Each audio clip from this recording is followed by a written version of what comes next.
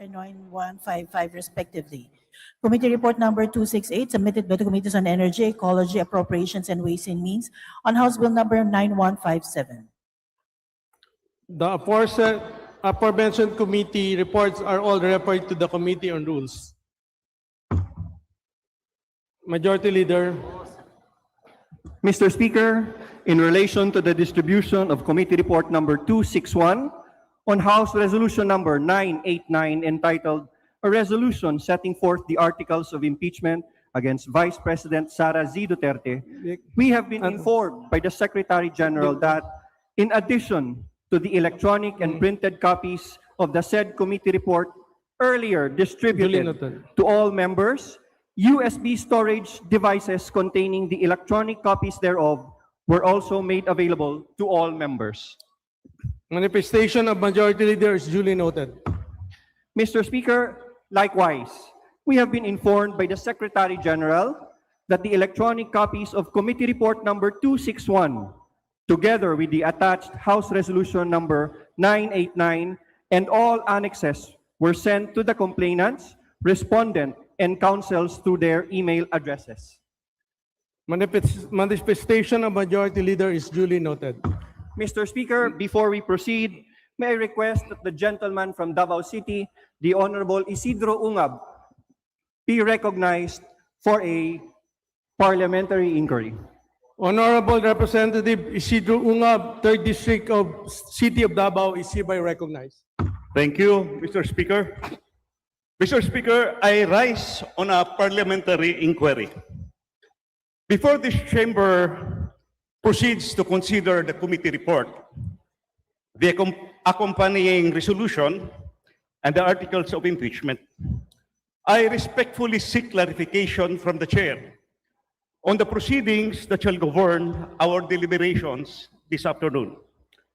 First, will the chair allow period of interpellation on the committee report, the resolution, and the articles of impeachment before any motion for their approval is entered?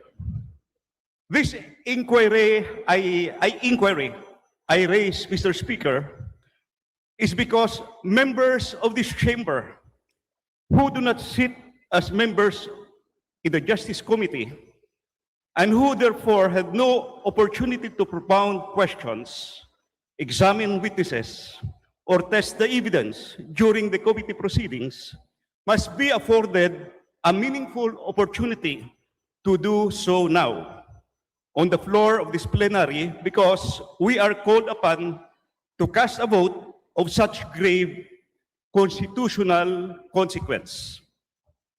Second, if interpellation shall be allowed, may the chair clarify the pattern, the manner, and the time allocation that shall govern it, consistent with the rules of procedure of the House and the rules governing the conduct of plenary sessions. Specifically, who among the members of the committee shall be designated to defend and respond the interpellation on the report, the resolution, and the articles? Will interpellation be conducted on each instrument separately, the report, the resolution, and the articles of impeachment, or jointly? What shall be the time allotment per interpellator? And shall there be a right of rejoinder or maybe a second round of interpellation? Mr. Speaker, the necessity of this inquiry is very important. We are not voting on an ordinary legislation.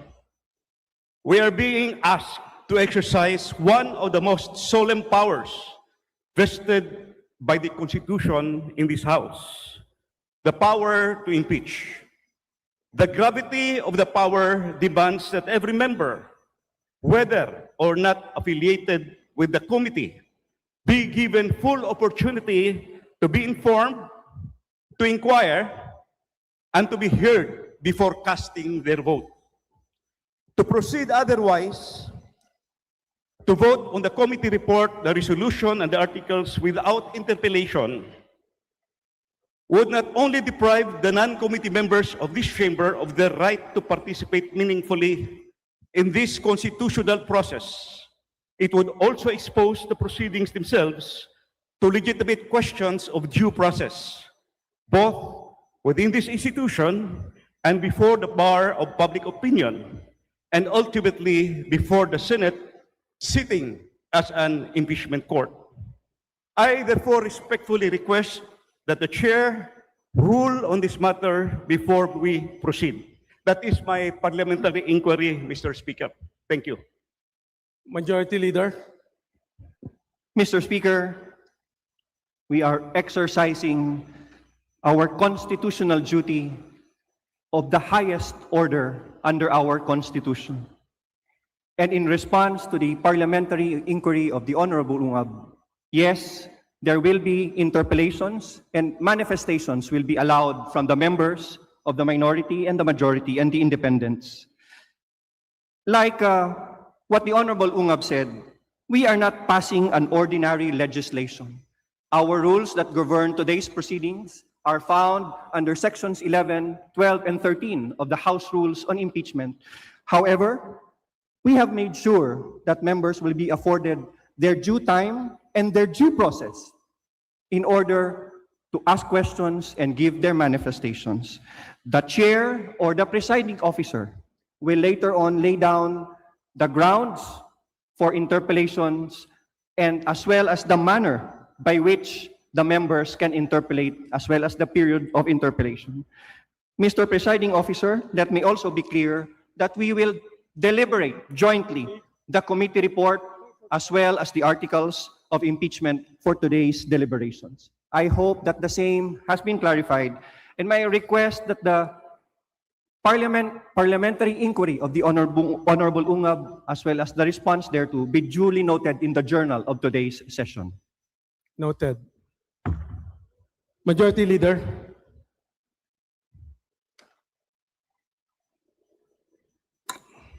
Mr. Speaker, pursuant to Article 11, Section 2 of the Philippine Constitution, I move that we consider Committee Report number 261 submitted by the Committee on Justice on House Resolution number 989, and for this purpose, may I request that the Secretary General be directed to read the title of the resolution.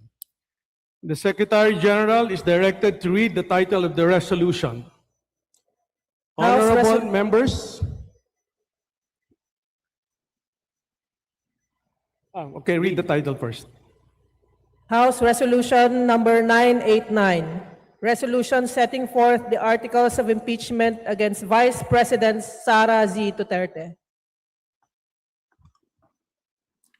The honorable members of the House of Representatives, distinguished guests, members of the media, the visitors in the galleries, the presiding officer reminds everyone present that these proceedings are being conducted pursuant to the solemn constitutional mandate and duty vested upon the House of Representatives and its members under the Constitution.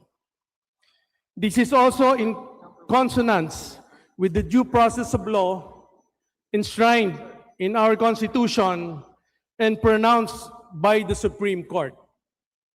Accordingly, all persons within the plenary hall and the galleries are enjoined to observe proper parliamentary decorum and orderly conduct at all times.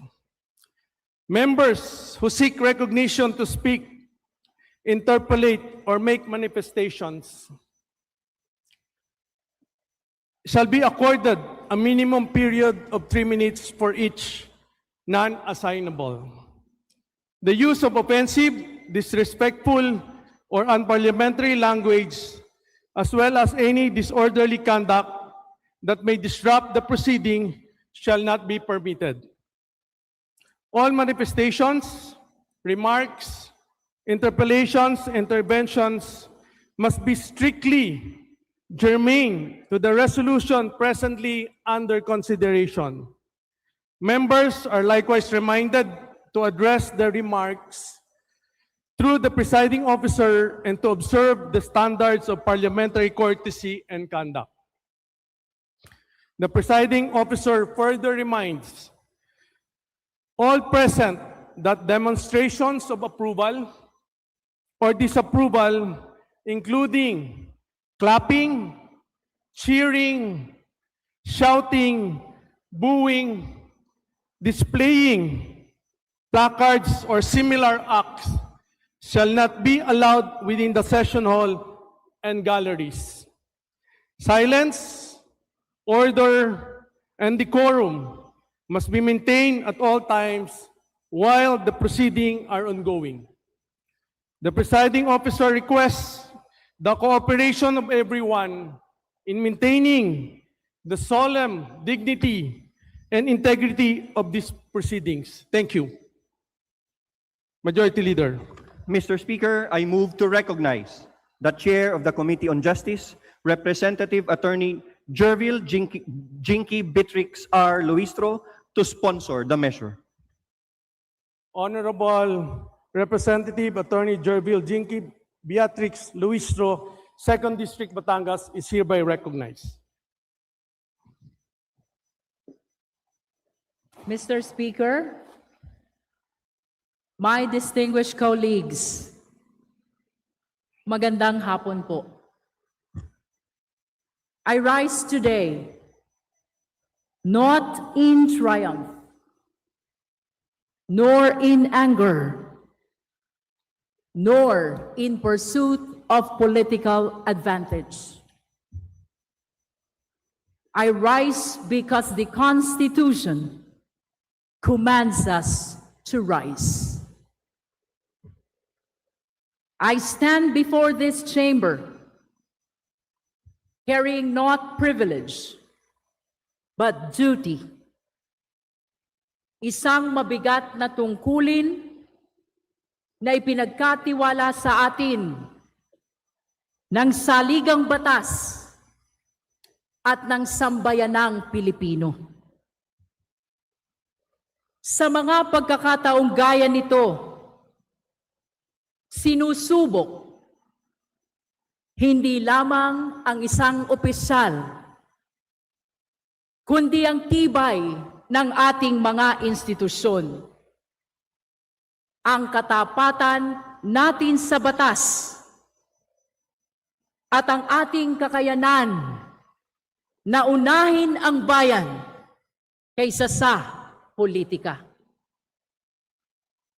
On behalf of the Committee on Justice, and in faithful compliance with our constitutional mandate, I rise to sponsor Committee Report number 261, together with House Resolution number 989, setting forth the articles of impeachment against the Vice President of the Republic.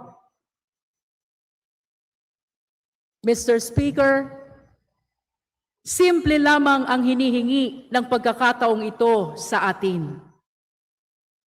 Sundin natin ang konstitusyon. Nothing more, nothing less. Hindi po kami narito upang humatol ng pagkakasala. Hindi rin kami narito upang magparusa. Ang tanong lamang na nasa harap natin ngayon, may sapat bang dahilan upang ipagpatuloy ang paglilitis sa Senado? Iyan lamang po ang tanong. At iyan ang sagradong tungkulin na ipinapasa ngayon ng Committee on Justice sa buong kapulungan. Hawak po natin ngayon ang bunga ng mahabang proseso. Hindi ito nabuo sa isang gabi. Hindi ito produkto ng chismis, galit, o sigaw sa social media. Committee Report, 52 pages. House Resolution, 18 pages.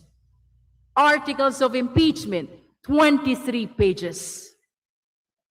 At lampas pa rito ay libu-libong pahina ng annexes, records, certifications, testimonya, financial documents, at deliberations na masusing pinag-aralan ng Committee on Justice. Bawat pahina ay may bigat.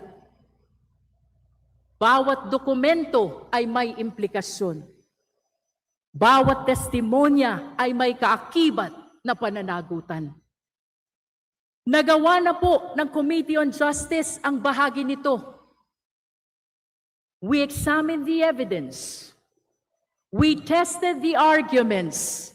We listened to every side. We placed everything on record.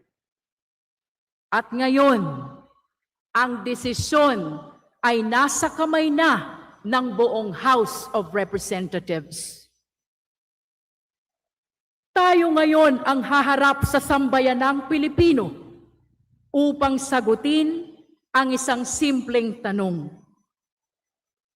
Kapag may mabigat na aligasyon laban sa isa sa pinakamataas na opisyal ng Republika, ano ang dapat gawin ng House of Representatives?